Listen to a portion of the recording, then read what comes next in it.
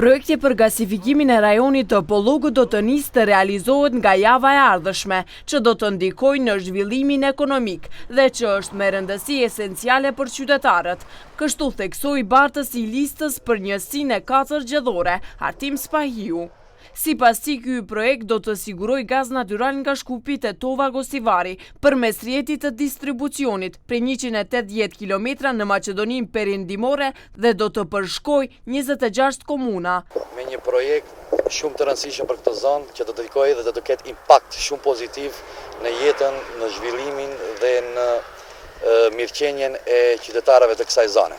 Edhe këtë projekt ai e shef me një impakt shumë pozitiv si në aspektin e zhvillimit ekonomik, social dhe mbi të gjitha atë që e ka tanguar gjerësot të Tovën në ruajtjen dhe në pastërtinë e ambientit jetësor.